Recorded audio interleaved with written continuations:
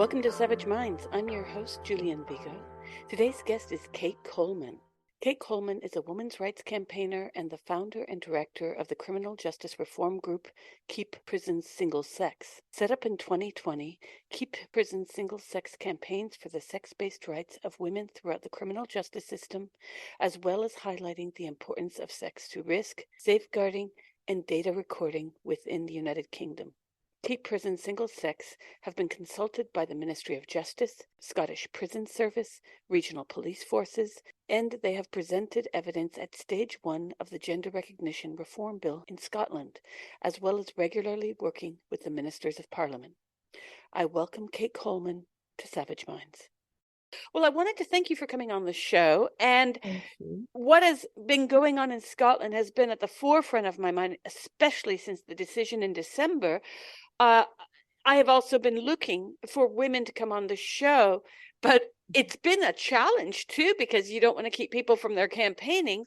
And what happened in Scotland to me was just a travesty of human rights and an oversight of every stage of what democracies are supposed to be doing, beginning with, as you know, from the 2004 GRA, most women, even most men, had no clue what was being put into law, even discreetly. And when I say discreetly, I mean, shouldn't overt threats to the rights of a protected class be put in the open and be studied, including by those in academia, specialists in the field? Would you not have thought back in 2004 that people in Parliament, not just parliamentarians, the people whispering in their ears, the people working in public advocacy, writing public policy, would have said, we need to have panels set up over this? Because what's happened is we're putting gender as sex. We're clumsily writing into law things that make no sense when you sit down at the table. And if this were like a Scrabble game, the word would be canceled out for not following the rules. So in a recent article we ran just last week, we have on the top of the article by Sarah Phillimore is the picture of a gender recognition certificate. And it's a certificate that, in fact, demonstrates quite clearly what's wrong with what's going on. And I'm going to read from the gender recognition certificate. It's April Ashley's GRC. It gives his name, April Ashley, date of birth, gender, female. Already, like, one has to wonder, what are MPs thinking when they voted back in 2004 to accept gender when it was so shoddily written into law? And let's just go back to the basic fact is that I don't want my horoscope protected by law. I'm a Scorpio. I know people say all kinds of things about Scorpios. I want people to be free and comedians free to write jokes about me. I'm also gay. Write jokes about me. The lesbian shoes jokes I hear every time. Go for it. I don't want people to lose their funny bone because I have a narcissistic personality disorder, for instance. And I do think that a lot of what's gone on with gender ideology these past 20 years is very much a crumbling of civil rights of those who actually are at risk by a certain demographic. And it's the empowerment of men in a world where women, especially in the West, are working, I'm putting this in air quotes, taking their jobs. That's how they perceive it. Anyone who flies planes will recognize what I'm about to say. I noticed this right after the Wall Street crash. If you took planes, you quickly saw in the years post 2009, especially, I'm sorry, first 1997, but then post 9/11, you saw a rapid increase of male stewards, where you saw a few before. Planes suddenly became much more male-centered in terms of who serves coffee, tea, etc. And there's a reason for this. It goes back to class-based rights, who gets jobs, who doesn't. And I do feel like a lot of what's going on, even though you and your group work on prisons, this goes back to what is happening in Western society when men are unable to square women's rights and to understand that we are human too.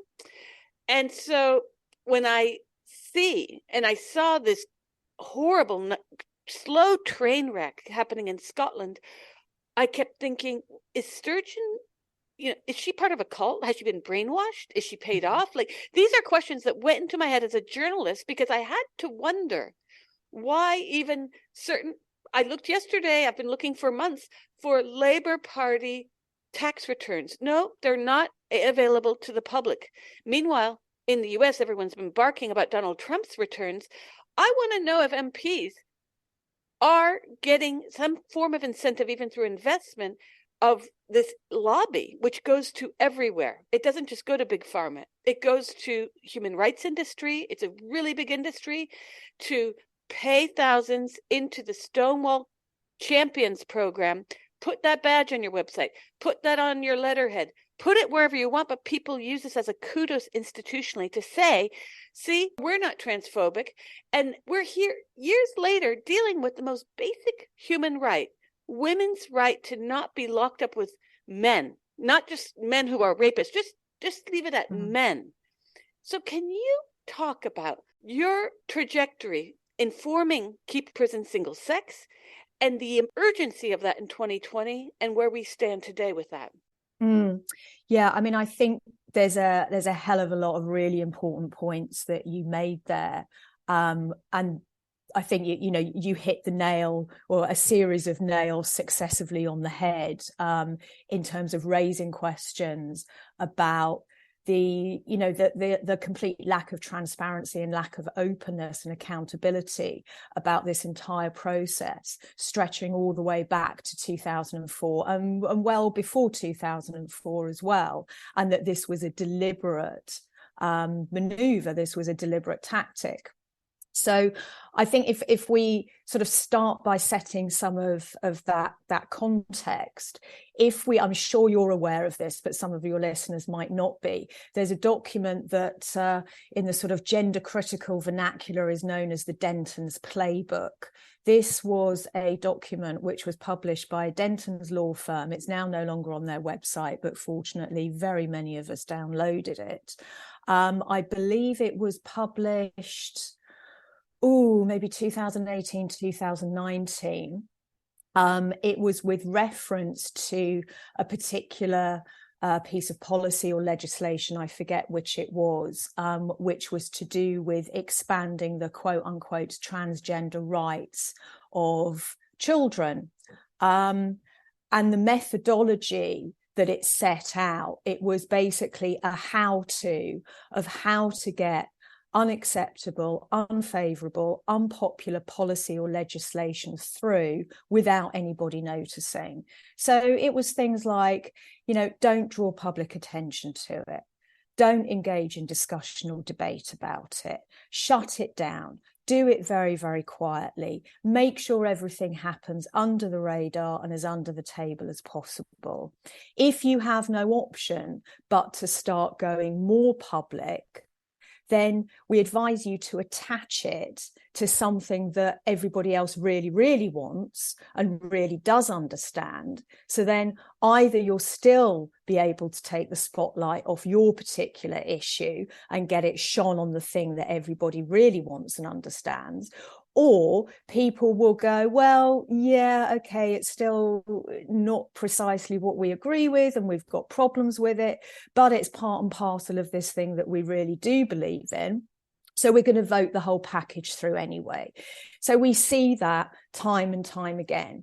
I think there's an example at the moment that's going through Westminster, which is the conversion therapy bill, right? We've got two things which are different, in fact contradictory, but they've been bundled and lumped into the same issue. You've got a ban on conversion therapy for LGB, and then you've got a ban on conversion therapy for the TQIA plus whatever other letters of the alphabet and symbols that we're now tacking onto it. You and I know that those things are contradictory, but people really, really don't want conversion therapy for the LGB. So, that is something that people are going to want to push through. And by tacking on conversion therapy for the T plus all of that, it starts to shut down any debate, and you can always bring the focus back onto the thing that everybody disagrees with. But of course, in the UK, there is no conversion therapy of LGB. All of that is already illegal, and is already very protected against.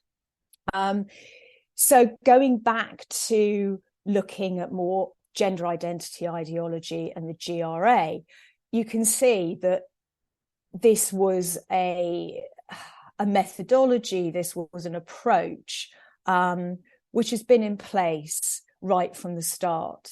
You mentioned the Gender Recognition Reform Bill, and I think that's also a very good example. I think that Nicola Sturgeon and the SNP were banking on this being an issue that was still really very poorly understood by the general population, by the electorate in Scotland, and that this was something that they could push through relatively easily. The speed at which that legislation went through Parliament, notwithstanding that, they've been talking about, there's 6 years plus of, intention and reports and thinking about, and that this was a manifesto commitment for many years. Notwithstanding that, when you actually look at the nuts and bolts of pushing it through from stage 1 to stage 3, the rapidity of that process was really quite remarkable. And as someone who participated at the stage 1 level, where I was part of a panel giving evidence before the committee, and who was present in Holyrood in the public gallery for the stage 3 debates in the chamber, I think you were really, very accurate when you describe that as really being an abuse of parliamentary process and democracy. These issues are absolutely fundamental, and deserving of far more scrutiny, transparency, and accountability. I have to say, this is something I've discussed with quite a few people, and I really think it needs much more publicity. When I was sitting in Holyrood watching this so-called debate, I was absolutely chilled and horrified at what I saw.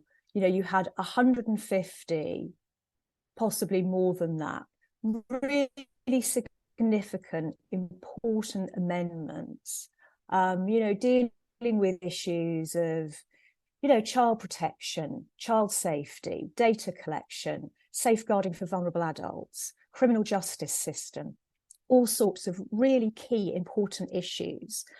And they were just dismissed with arrogance, sometimes with jeers from SNP politicians, accusations of bigotry, accusations of time wasting, of filibustering.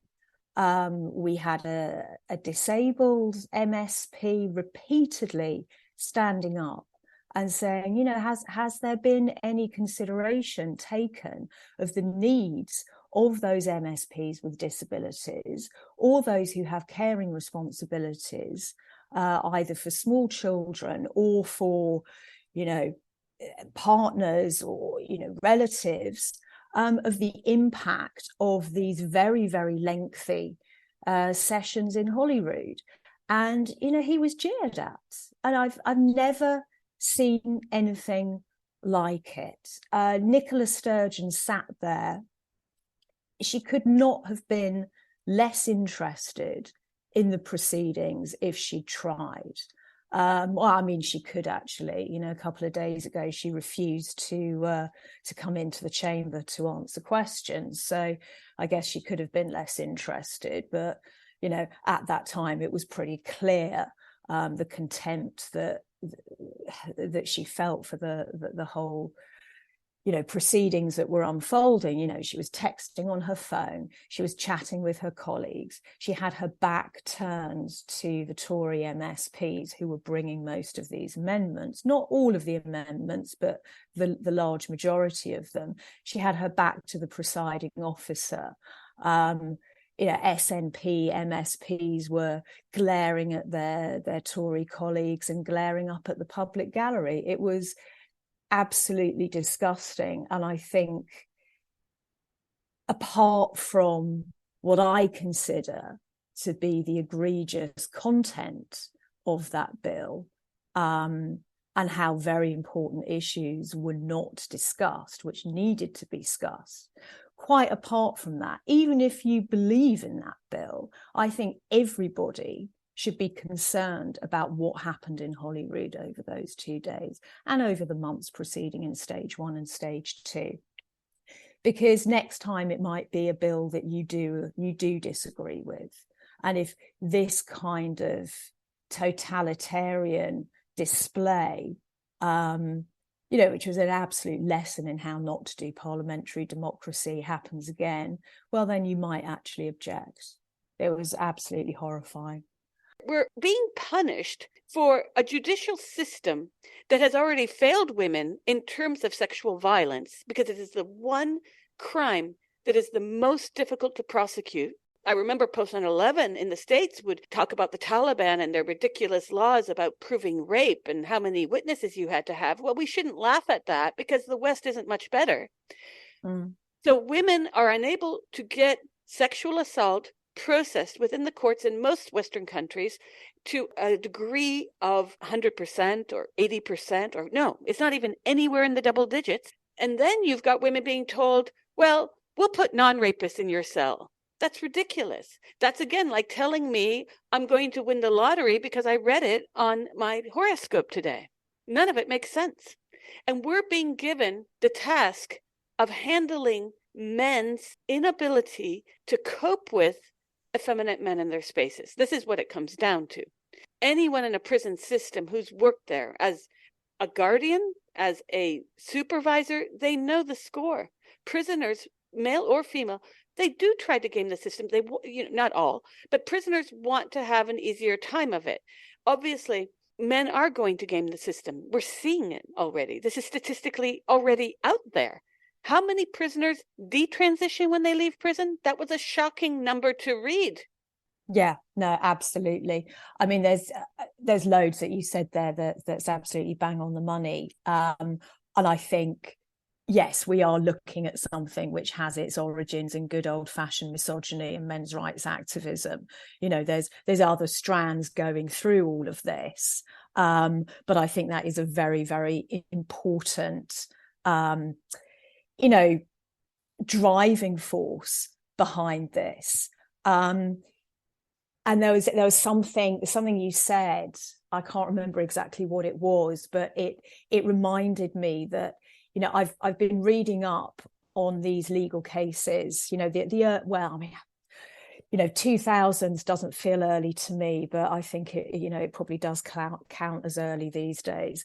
The cases that came before the Gender Recognition Act, and which were the driving force for that. And you see that, again, it's sort of part of this manipulation of facts and carefully curated narrative, which has been feeding through all of this and giving rise to really wide-reaching legislation, which has a devastating impact on women and on children. If we look at the cases, Goodwin, and we look at Bellinger and some of the others, these cases were really, really cleverly brought. We had, older, fully transitioned, post-operative trans women who were in consensual, lasting, enduring, fully informed relationships. It was, questions about marriage, and it was questions about, those sorts of issues. So this was a very kind of, benign, non-threatening group whose, emotional needs were being presented in, to my mind, quite a manipulative way. And if you look at how these men were characterized and were described, it's what you said. It's about men not being able to accept this particular cohort of males as possibly falling within the banner of men, falling under the banner of men, becoming part of that category of male, and being, other human beings whose legitimate needs and rights it's up to them to start accommodating.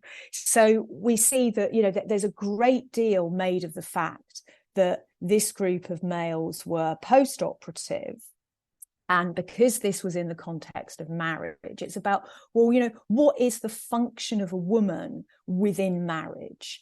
And you can see that it all comes down to the ability to be penetrated and the lack of an ability to do the penetrating. And you can see there's just like deep misogyny running all the way through that. But this is it's a very powerful narrative. And you can see how these assumptions of, a group of people who have an emotionally based set of needs, who pose no threat, because they're in sexual relationships with men, they kind of fall under, they're sort of gay. So they're not a threat to women because there's not perceived to be that sexual threat. Post-operative, so they can fulfill the function of a woman, indistinguishable from women for the purposes of marriage. It's really, really quite nasty and a very clever presentation of a series of legal cases. When you look at the evidence, because I'd always thought that attaching it, we all know that it was a very clever thing to attach the T to the LGB because, nobody wants to be homophobic. We all believe in gay rights, gay marriage, so attaching it was piggybacking onto a huge amount of political activism, the legitimate political activism that had already gone on, and then sandwiching it on the other side with the I, with quote unquote intersex conditions, which is, quite an offensive term for what are a series of, developmental disorders, congenital disorders of sexual development, with often lifelong and serious medical implications for the individual. I always thought that was another quite more recent and clever maneuver. But no. If you go all the way back to these cases, they're already bringing evidence to say, well, actually, this is also, and the terminology at the time was intersexed. This is also an intersexed condition. This is also diagnosable. This has, a set of criteria that we probably could be able to alight on, but they're sort of talking about post-mortem examination and deducing that there are changes in the brain. But obviously, in the absence of being able to do that, we're going to use quote unquote psychological sex as a proxy for being able to make a more sort of robust medical diagnosis on the basis of noting physiology. And we're going to cluster it with these quote unquote intersexed individuals. And we're going to give it that kind of legitimacy. But if you read some of the stuff that's said in the evidence and that's said in the judgments, it's really, really offensive about these individuals with these medical conditions. Poor unfortunate souls who have no place in the world, and it's really. It's both horrifying and it's fascinating. And I think it explains a lot of the trajectory, the momentum, and the current set of beliefs and assumptions, which, although they are being challenged much more, by you, by me, by many others, and increasingly in the media. I think we've seen a very big shift in the last week to 10 days, which I'm hoping we'll be able to retain.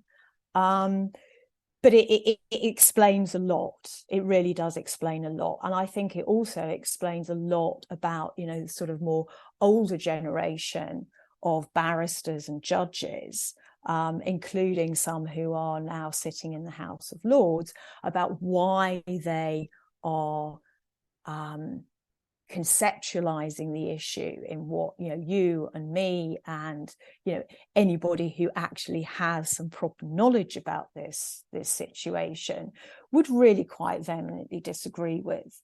There was one thing that we keep seeing, particularly in regard to prisons, and I think the reason for that is that unlike in sports where you get Will Thomas, or you get Gavin Hubbard, or you get, I can't remember his name, the Australian rules football player, you get them pitching up, these massive, great big hulking men, and it's completely obvious what's going on. It's very, very visible. Yes, that's the one. Thank you very much. It's very visible, it's open, we can see the photographs. When you're talking about what happens in prisons, okay, we had Adam Graham and we had Andrew Burns, and that imagery was extremely helpful. But mostly it's hidden. It's a hidden phenomenon. You don't have the photos. Very often you don't have the names, so you won't have the convictions, certainly not in the public domain. There's information that I have, but of course if it's not in the public domain I can't use it.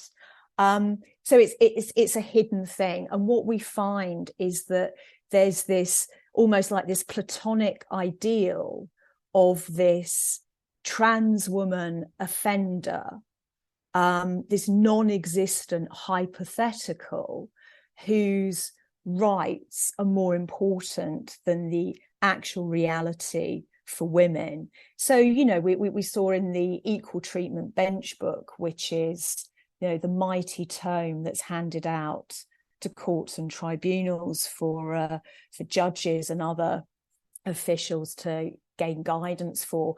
And, it's absolutely legitimate. It's about making sure that the court process is as equitable and as fair as possible for all sorts of different protected characteristics, whether it's disabilities or whatever. It's not a bad document in many respects.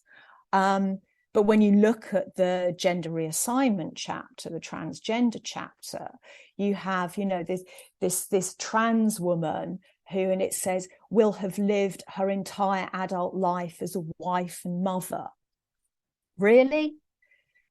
And when we look at some of the comments that were made in the House of Lords at the beginning of 2022 and the end of 2021, when amendments to the Police Crime Sentencing and Courts Bill were brought, which would have afforded women in prison greater protection from males being housed with them.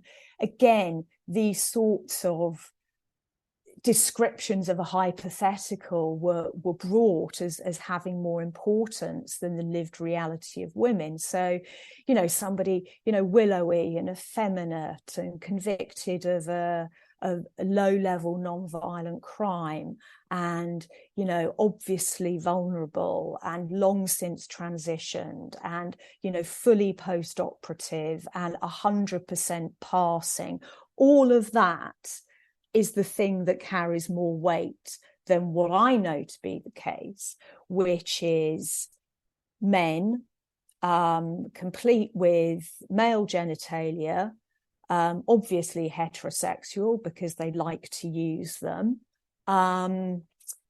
convicted of very serious violent and sexual offences against women, against children, also against other men, and behaving in sexually threatening, violent ways That is the reality, and absolutely not passing in any way, shape, or form.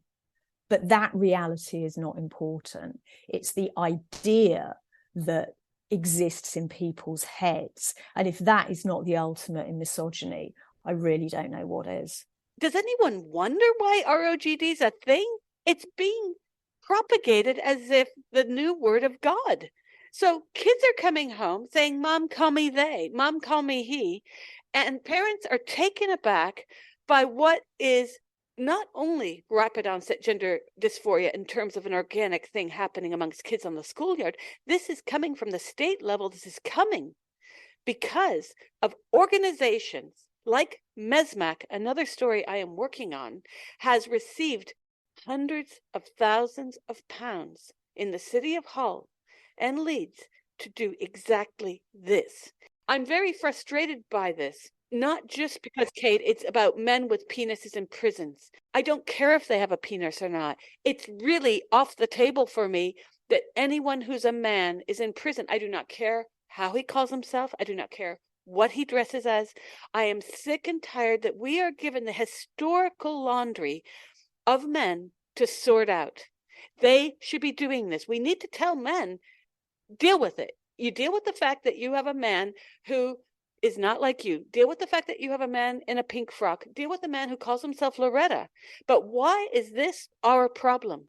When we saw that a lot of people did not care about the prison issue when it was raised over these last 5 years a lot, especially by Fair Play for Women, what they cared about was men and women's sports. So you have people like their eyes open when it's unfairness in sports, but not women being raped in prison. That's insane to me. Yeah, I mean, there's lots here. I mean, firstly, I just want to say I'm really pleased that you're going after MESMAC because they're up to their necks in it, and we need loads of sunlight on that. And yes, I mean, it's a brilliant grift, isn't it? Forcing organisations to cough up huge amounts of money so they can score points on the diversity scheme and sort of go up the ladder of acceptability.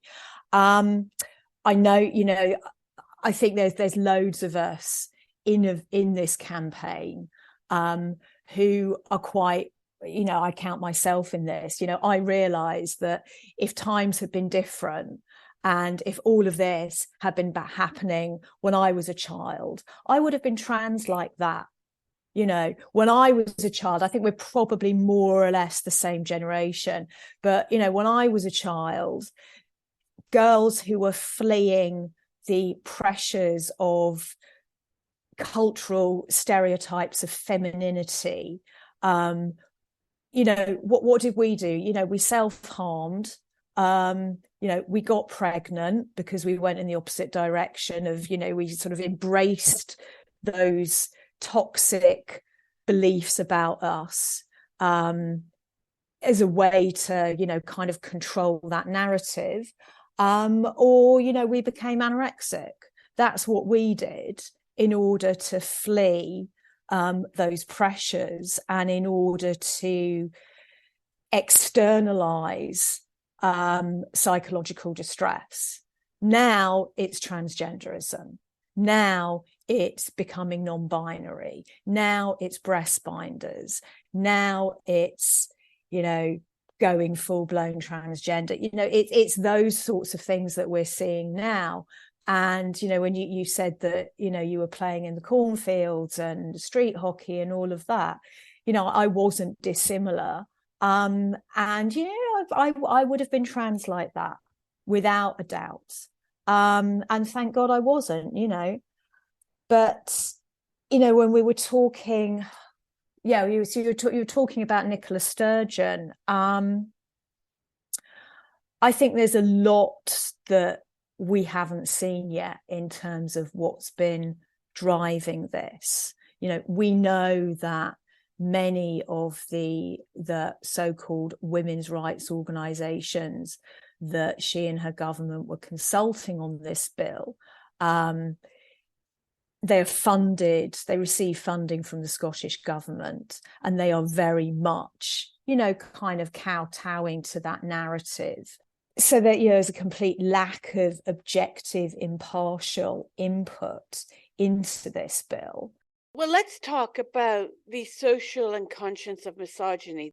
It's not just the GRE. The fact that the Judges Bench Book or the Judicial Handbook for Judges is replete in misogyny. And I think we need to start to talk about social and cultural misogyny, because it's not about, again, just rape. I'm sick of this coming down only to penises and rape. To what degree is it even ethical to ask anyone to lie about sex, male or female? Sex is a reality. We perceive people as they are. This is the myth, isn't it, that sex is something about which it is even possible to be private. You can't. You know, it is a ridiculous notion. And you know, if you look at the enhanced privacy rights that are awarded in the UK when anybody changes their gender as part of changing their identity, whether or not they get a gender recognition certificate, it's actually quite extraordinary. And I'm really concerned that this notion that your sex is something about which you can and should legitimately be entitled to have kept secret, to be private, is just utterly nonsense. You know, sex registered at birth is part of the core data about an individual, you know, which the state has a legitimate interest in recording, and which is so important for, you know, organizations to exercise their statutory responsibilities for safeguarding, for example. You know, I don't believe that anybody should be able to hide their sex registered at birth or lie about it. You mentioned gender recognition certificate. It says gender female. It doesn't say sex female. But suddenly, for privacy reasons, for this enhanced set of privacy rights, people are allowed to, who've got a gender recognition certificate, and even those who haven't. You know, we see with the Disclosure and Barring Service that they treat those who've changed gender by a process of self-declaration in exactly the same way that they treat people who've got a gender recognition certificate. Suddenly, this group of people is permitted to record this legally recognized acquired gender in lieu of their sex registered at birth from that point forwards going on. You know, and that the idea that somebody can get a new copy birth certificate is just, it is ridiculous. I mean, why am I telling you it's ridiculous? You know it's ridiculous. I taught queer theory when it was actually about gay rights, gay liberation, not at all this. And that's how it began. My question about what's gone on with the transgender project, formerly the transsexual project, it arose at a time of incredible sexism. And I always remind listeners that history is not teleological. No. It's not that we began as an ape and we end up in outer space. That's not how it works. We have rights that we have to fight for and that are withdrawn, just as we're seeing right now. And it's not a coincidence that it's not men's rights being threatened. It's not a coincidence that men are having us sort their sock drawers, I like to call it. It's always been women's jobs to sort out men's problems, and historically, and we're saying no to that. And I'm saying further that gender ideology is as valid as my belief in astrology. Exactly. I do not believe that my personal proclivities to believe that Mercury rising means I should be careful when I'm driving my car that day should be written into law, because it is an unproven belief. Gender is a belief. It is a social structure of stereotyping historical and even current ideas about people. Well, I think that's where they were so clever. That's where they were so clever with, in the early legal cases, with trying to shoehorn it into what they called intersex conditions, and make it a legitimate, diagnosable medical condition. You know, it wasn't even diagnosis of gender identity dysphoria. It wasn't even, what does that mean? It's still a diagnosis, quote unquote, but what the hell does that actually mean? But they were very careful to do it right at the beginning, to give it some medical credibility, to make it a proper diagnosis. These quote unquote, I'm going to keep calling them intersexed conditions, not because that's my preferred terminology, but because, I think it adds to understanding what that narrative was. But intersexed conditions have a physiological basis. It's genetic basis, it's a congenital disorders of sexual development. So they kind of shoehorned it in for everything, didn't they? That it was something that was determined at conception, it was something that you were born with, it's something that is diagnosable, it's something that has a physiological basis, although they conceded that you needed, when you were diagnosing it, you needed to look at quote unquote psychological sex as a proxy. And it's something that can be treated, including through medical intervention and surgical intervention. It's something which did necessitate a correction to the birth certificate if there was a genuine mistake made. And that's quite correct. In the vanishingly small number of babies that are incorrectly observed to be the wrong sex at birth, subsequent to medical investigation, if a correction needs to be made, then the original birth record will be updated. There will be a note made and it will be updated. And that is absolutely correct and absolutely proper and right thing to do. So they were very careful to force this, as you say, completely nonsensical, irrational belief into something which had a basis. And looking at that group of individuals, they were described in incredibly patronizing and offensive terms as poor unfortunate souls. So I think it was a very clever maneuver, and it had this impact going all the way through, which explains a lot of the, why it's viewed as a real thing, why it's viewed as something where these changes to legislation, to identity documents, to your birth certificate must be made, because that was how they positioned it. And they were very, very clever in doing so. You're listening to Savage Minds, and we hope you're enjoying the show. Please consider subscribing. We don't accept any money from corporate or commercial sponsors, and we depend upon listeners and readers just like you. Now, back to our show.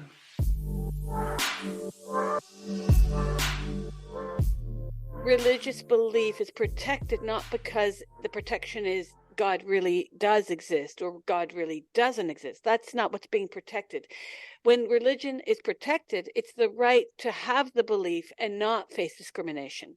And you said this in the interview you just gave yesterday, that these men and women who identify as transgender have all the rights that they claim they don't. And this is the red herring that they love to throw out there.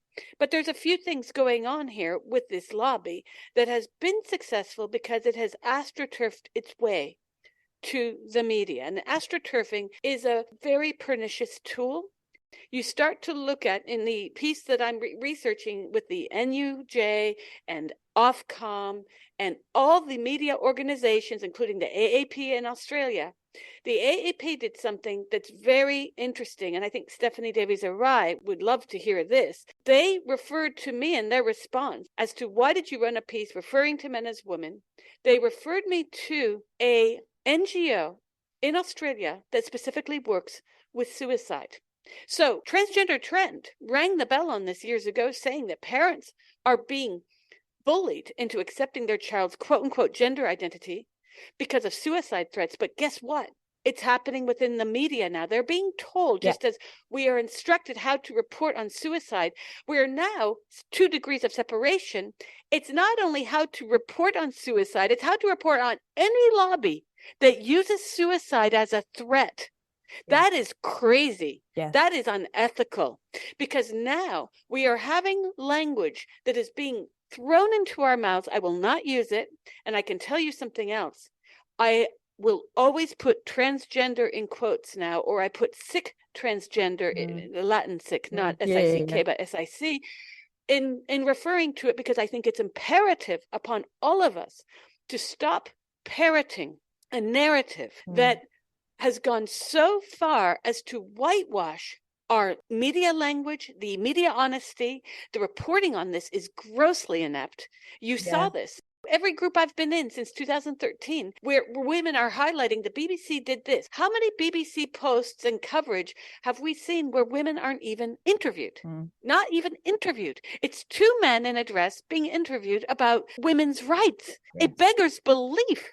It would be like interviewing 2 Klan members about African American rights. I cannot believe that this is going on, but this is how pernicious misogyny is. I mean, I think language, what you talked about, is like the power of naming, isn't it? And it's the power of being able to define the concepts and make, you know, to get a bit Orwellian on us, but why not, to make certain thoughts unthinkable. Because if you successfully rid the language of being able to refer to certain concepts, then certain things can't be thought, you know. And I think, you know, I know that you'll be aware of this, because before I got banned on Facebook, I remember we were in some of the same groups, that if you look at the development of language around this issue, you know, I'm not even going to get into, you know, the change from transsexual to transgender, but if you just look at how trans woman as a concept has developed, you know, you had trans woman as a single word, so it's a noun, and, you know, it might not be exactly the same as a woman because you've got trans woman, but it's definitely not a man. It's something separate from a man, because you need to have a separate word to refer to this person. So possibly not like a woman exactly, but similar to a woman, and definitely not a man. So that has usage for a while. And then you have the very, very crucial split. It's split into 2 words. It's split into trans, which is the adjective, and woman, which is the noun. And that was a very, very powerful moment in this narrative and in this ideology, because now a trans woman is a woman like any other that is described by the adjective trans. And we saw those arguments really starting to gain force. You know, if you're going to discriminate, quote unquote, against a trans woman, a woman who is trans, then surely that's akin to discriminating against a Jewish woman, or a black woman, or a gay woman, or an old woman, or another ethnic minority woman.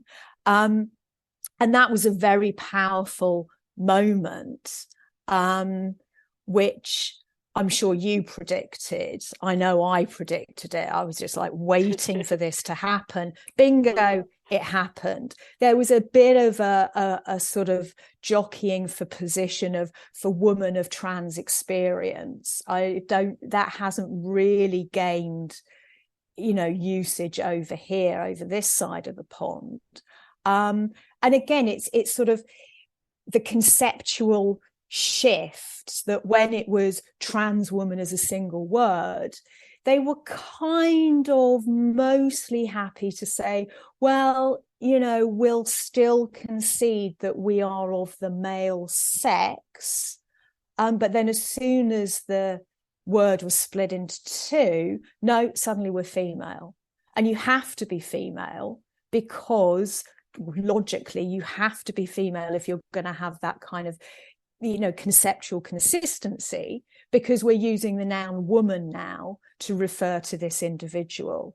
And you know, this has now happened in policy documents. This has happened in guidance. my phone and my MacBook quite cheerfully correct me to trans woman 2 words, which is intensely irritating. But I note they don't do that with trans man. That gets auto corrected to tradesman, which is quite interesting. So again, we're looking at the misogyny within this. It's a men's rights activist movement, and again, I know you will have observed this, when you're looking at, what are trans women, in quotes, famous for? They're politicians, they're journalists, they're scientists, they're sports women, they're film directors, they're high journalists, they're high level movers and shakers, the thought leaders that are seeking to drive this shift, drive society going forwards. What are quote unquote trans men famous for? Mostly it's getting pregnant or being in pornography. I'm never going to get over the fact that no media person outside of people like Graham Linehan and myself and others on our side of this debate are pointing out the obvious. If you have gender dysphoria and you are a woman and you claim to be a man, the last thing, according to what gender dysphoria is, the last thing you should want to do at all, ever, is to get pregnant. Now, this is a real problem, how these people are being then given that nomination of, d'origine controllato trans, and, they're like a DOC protected wine. And it's completely illogical. So we've been fed the most crazy straw argument out there that trans, they have a dysphoria. It's a dysphoria, which means that they are at odds with their sex body. If you are at odds with your sex body, that's the argument goes, they need to take testosterone. If they are a woman, they need to take estrogen. If they're a man, they need to stay away from everything that is stereotypically, historically linked to being a sick woman or man in their eyes. But you can still get knocked up, right? I mean, yes, and they not only get pregnant, but then it becomes its own media story. Exactly. And anyone who's pro transgender rights, as they think of themselves, needs to check out, just lift up the carpet here a little bit and see the dust, because this is old school misogyny. And I feel badly for these women who are pulled out onto stage with their beards and their bellies. And this is something that so few major media establishments discuss. We need to start talking about it, because what we are seeing is also an elision by medical experts to talk about the dangers of synthetic hormones on the body. When I was interviewing a cardiologist from an American university, he told me quite clearly that it has been known since the 1970s drug project, where men were given estrogen, that they were dying at such high rates that the project had to be shut down. Well, that's appalling, isn't it? Absolutely appalling. But then they don't even want to follow that, right? I mean, all of this stuff about changing the recording of your sex and substituting your gender identity, your acquired gender, including for medical records. I mean, what are we seriously doing? Are you expecting cancer registries to meaningfully record the incidence of prostate cancer in women? I mean, for God's sake, something like that, which is the reductio ad absurdum of this, is actually relatively easy to decode. Obviously, you can work out what's going on. What is more problematic would be something where you do have an incidence of a disease in both sexes, but perhaps it is strongly clustered around one sex than the other. So, I'm thinking of something like breast cancer, right? A very, very small minority of men do get breast cancer. It makes sense to code for it. But, what happens suddenly if that rate increases? What is going on? You need to start being able to disentangle that in a proper, robust, epidemiological way. And you can't do that if you don't know what's going on. And it's similar with the data on offending, that we know that sex registered at birth is the strongest predictor for offending, for risk, and for patterns of offending. The most salient variable for analysis. But when you start confusing the data by recording some male crime as having been committed by a female, you can't work out what's happening, and it makes scant difference because of the differential rates of offending for males and for females. Most offending is committed by males. The minority is committed by females. When you look at individual offence categories, particularly sexual offences and serious violent offences, the difference is even greater, with the vast majority of offending committed by males. So when you start to take some of those male instances of offending and cluster it with the female group, it's going to make very little difference to the overall rate for males, but it can have a very, very profound difference for the rate for females. There was a report by the BBC a couple of years ago, maybe, and they had asked a number of police forces for their data on reported child sexual offences committed by women. And in a 5-year period, I believe it was, there had been an 84% increase. That's massive. That's massive. And we need to know what's going on. Sexual offending by women is stable and small. So if you've got an 84% increase, it is absolutely vital that you understand what's going on. There are a variety of things that it could be. It could be that victims now feel more able to come forward, in which case that's a good thing. That 84% increase is a good thing because those offences were probably happening anyway, but now we know about it.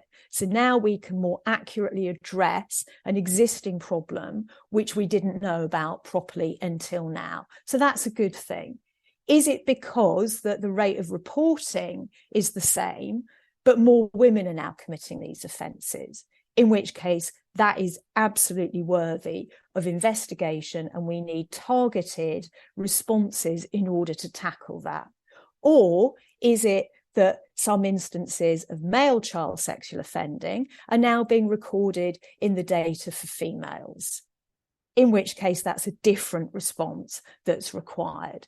But you can't use these data because we know they're corrupted. We know they're corrupted at source. We know that police forces do record gender identity. We did a piece of research on it, which we published last year. And of the police forces who answered our questions about how a suspect's professed non-binary identity be recorded in the data, 7 police forces said that they would then record the suspect's sex as unknown or indeterminate. One police force really struggled with the issue and said, we take all of this very, very seriously.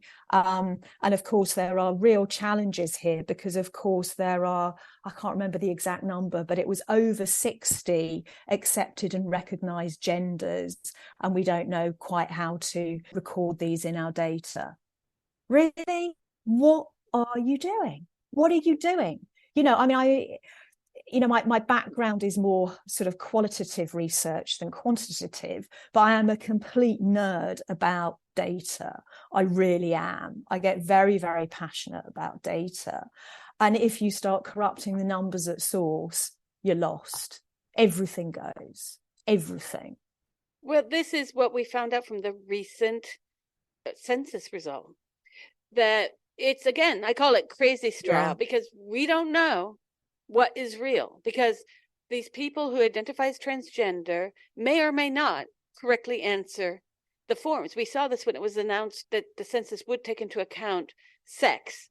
And I don't know why we have to say birth sex, because sex is immutable. Well, unfortunately, if you've got a gender recognition certificate, you are instructed by the guidance for that question on the census, what is your sex, that you can record your legally recognized acquired gender. So even the sex question's screwed. And that's a problem. That's a problem. Because the census is used for many reasons, but one of the uses of the census is to know if and how to provide services to certain groups. You cannot analyze a group based on the crazy straw approach to I'll check whatever I feel like approach. Well, exactly. And I mean, at the moment, the impact may well be de minimis, right? That was always the intention, that it was going to have a minimal impact.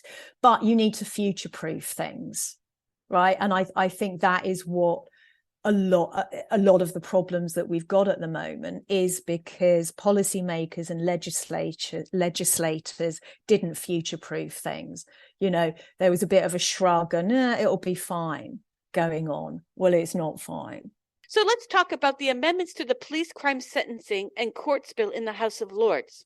Yeah, so we saw an opportunity to bring some amendments to try and protect women in prison. You know, we were under absolutely no illusions that these were ever going to pass, but it was an excellent opportunity to bring this issue into the public forefront, to get some media attention, and to importantly get, you know, we ended up getting, I think it was about 3 hours of debate in Hansard, which is the official record of all parliamentary debates. So the first amendment that we brought was, that Lord Blencathra brought, supported by other peers, was an amendment to the Gender Recognition Act that those individuals who were either charged or convicted of a sexual offence should be held in the prison estate that matched their sex registered at birth. So that would have had the effect that no rapists, no child sexual offenders who are male, who are men, would be held in the female estate. The pushback on this was in the Lords was absolutely horrifying. You know, the arguments that we had, you know, with the sort of the glamorous, you know, innocent, you know, hypothetical, you know, somebody who'd been falsely accused and would be absolutely vulnerable in the male estate. You know, there was a real push for the rights of these individuals, and a complete neglect to even consider the impact on women. So that was voted down, as we knew it would be. So Lord Blencathra didn't want to give up. He wanted to bring something else, because, you know, you can go back, redraft it and resubmit it, and there was still time to do that.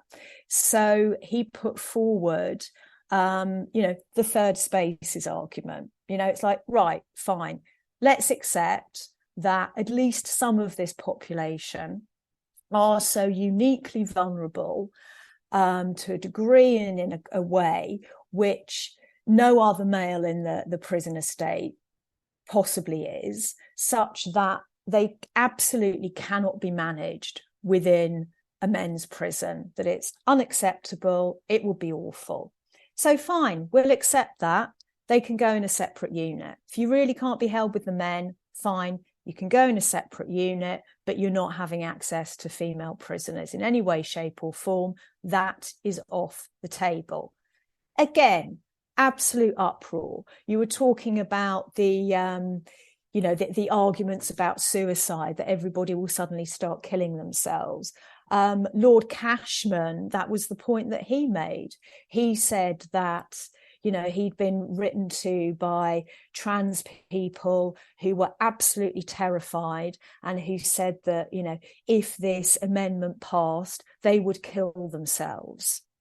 I mean, you know, it's such an abusive and manipulative threat. I mean, for a start, it's nonsense, but it's such an abusive and manipulative threat, you know, and I thought we were beyond giving into that. So anyway, so that fell again because apparently, and we knew it would fall because apparently it risked being a violation of the human rights of these men if the possibility for them to be housed in the female estate and have access to other women was denied them. But what's interesting is that now, about a year onwards, the Ministry of Justice is at the final stages of revising their policy on transgender prisoners. And we're seeing from statements that have been made, the policy hasn't been released yet. So we need to sort of work out exactly what those changes are and how it will interact with things like having a gender recognition certificate. But we can see those amendments have influenced what we're seeing. So sexual offenders, you're in the male estate, unless there are very exceptional circumstances, but the presumption of allocation is now to the male estate.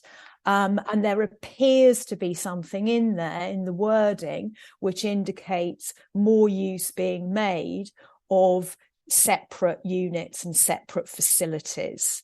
So it's really quite interesting that, that appears, those amendments which fell appear still to have had some influence trickling down through policy. And that was also part of the reason for bringing them. They might fail at the level of legislation, and we knew they would, but it's still important to get those arguments out there. It's important to get that in Hansard. It's important to get that in the media, because it still has an impact. It has an impact in different ways and to a different time scale. Yes, and what I read, what really upset me as well on this, is that the reforms being considered are about men with a certain criminal past. And as I mentioned at the beginning, absolutely, we all know that men are largely not even reported to the police. Well, exactly. We're taught silence. So knowing that we are taught silence as children, and not just children, loads of women say nothing. No, absolutely. And, even if it is a so-called nice man, right, he still doesn't belong in the female estate. This is the beginning of the conversation. This isn't the end point, but I think this is still an important moment and an important shift, because it's a complete reversal from the Ministry of Justice position up until then, which is no, policies are working fine, it's all okay. We think at an operational level they're very successful, and it's happy job everybody. There's a recognition that they're not working well, that they are not protecting women in prison, and that there needs to be change, and that change is possible. So it is the opening of a door for important further conversation going forward. This is absolutely not the end of the matter, but it's an important shift to dialogue, and to recognizing the truth of what's going on. But the harder part to get through to these politicians, now we see it's not just men, it's Nicola Sturgeon and the likes of her. But the right answers changed. Have you noticed that? And I think that there was a very important shift in the Tory leadership race last year, where the right answer changed. The right answer was no longer trans women are women and they're the most vulnerable, and et cetera, or even a fudge around, well, of course we have to be deeply respectful and we have to giving a typical non-answer.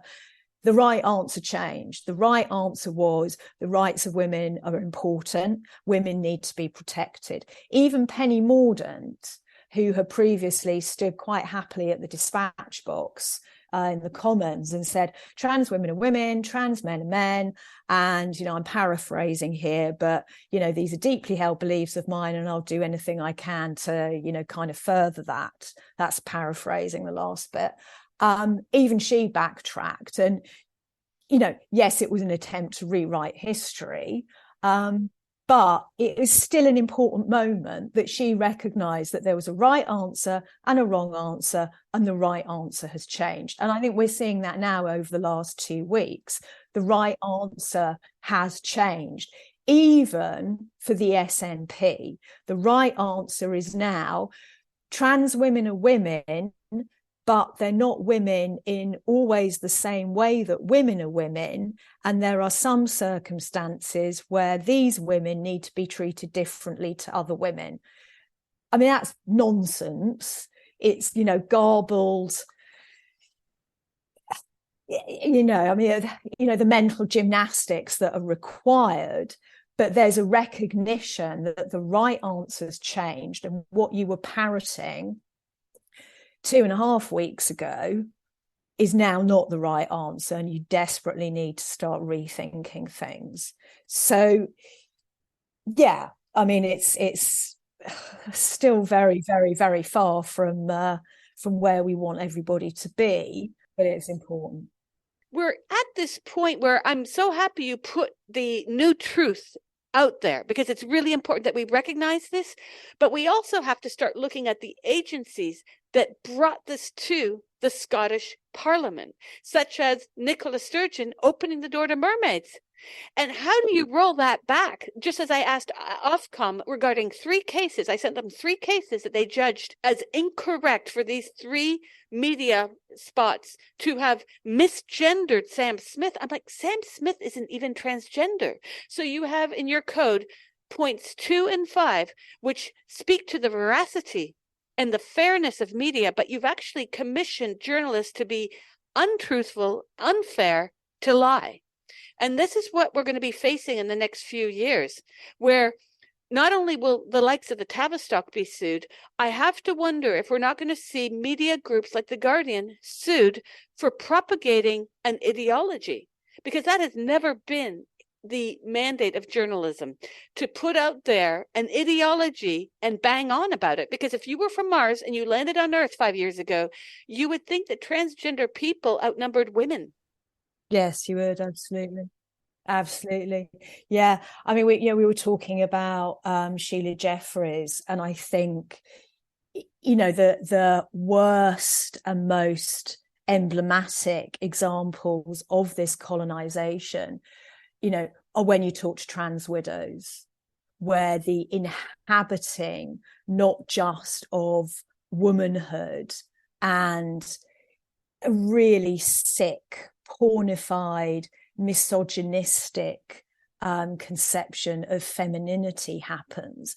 But often when it is that precise woman's identity which is inhabited and which is colonized, some of the accounts that you read and that you hear are absolutely terrifyingly chilling.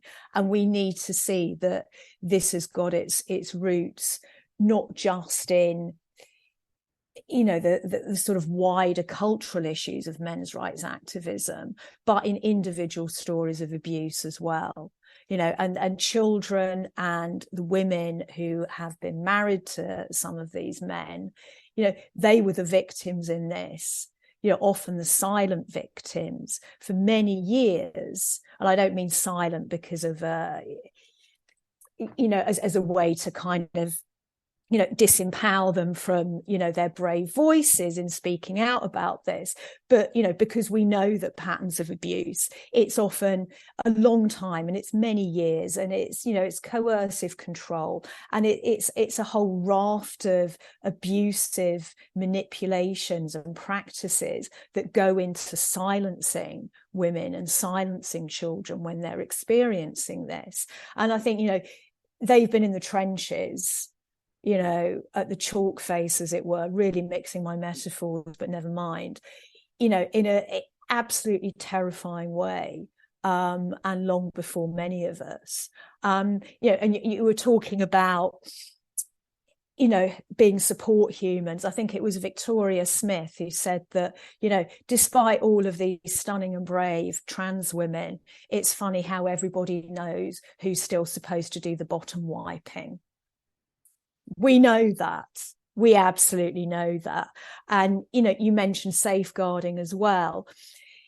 We cannot have a presumption that, oh, nobody would do that, or a presumption, hashtag be kind, you're just being mean. That's not how safeguarding works. But when it comes to this sacred caste, they're seen as being above all of this. You know, of course they wouldn't. Of course, nobody would pretend to be them. They are genuinely that. And by virtue of the fact that they are genuinely that, they are by definition excused all of the normal processes and practices and policies and safeguards that are put in place. And it's quite remarkable, the blind spot that people have about this. And I'm still not entirely sure what it is. You know, is it fear? Is it brainwashing? Is it, you know, what is it? You know, I mean, I'm in discussions with people about DBS checks, disclosure barring and service checks, and about how the enhanced privacy rights that attach to somebody when they change gender as part of changing their identity mean that they do get this sacred caste status. That even if, I mean, there's all sorts of problems with the DBS system, which relies far too heavily on applicant honesty to, quote unquote, do the right thing and disclose all previously used identities. You know, and safeguarding can't rely on people doing the right thing. So that's one loophole that needs to be closed up.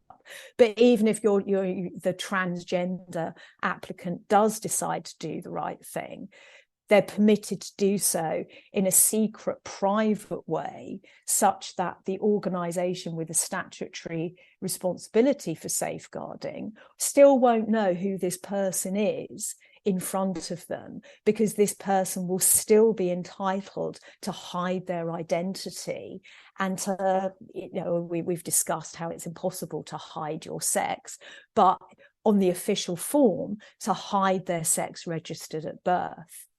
But when, you know, you start trying to have these conversations, you know, you can almost see people shoving their fingers in their ears and go, no, it's fine. No, it's absolutely fine. There really isn't a problem because we've got a process. And because we've got a process, it must be fine. And we know it's fine because we've got this process. And you kind of have this sort of circular argument where the existence of a process by definition means that it's fine. And we know that it's fine because we can refer to the process. And it doesn't add up. But when you start trying to chip away at it and say, hi, well, what about this? What about that? Here's a scenario, a safeguarding risk, which will eventuate because of what you have in place. You know, it's just like, you know, no, run away. It doesn't exist. It's not real. It's all fine. Don't worry about it. So it's a curious phenomenon that with no other group would this exist. Would these enhanced privacy rights exist? Would this special status exist? Would this sacred caste status exist?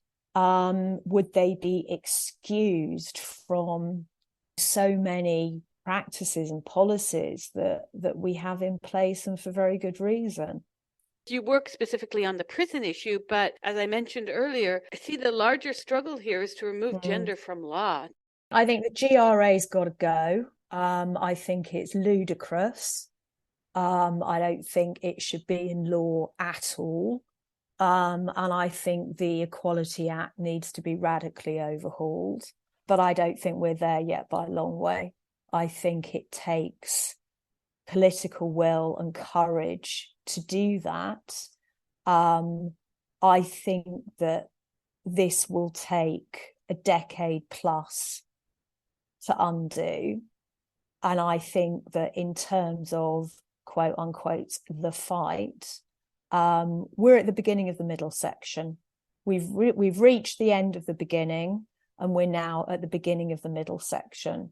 And there's a long way to go. I do believe we will get there, but I think it's going to take a decade plus to achieve. And unfortunately, there's going to be a lot of suffering along the way, mainly women and children. You mentioned earlier court cases. I think we're going to see a whole raft of court cases coming about from children, children as they grow up, as they reach adulthood, and they realize what's actually happened to them.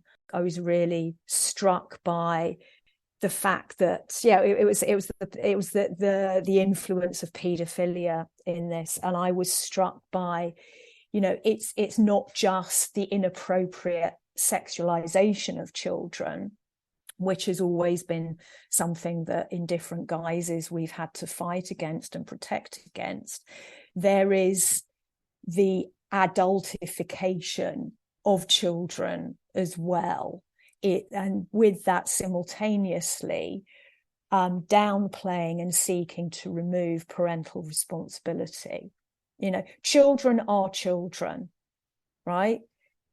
And we have duties as parents, we have duties and responsibilities towards them. They are children, they are not adults.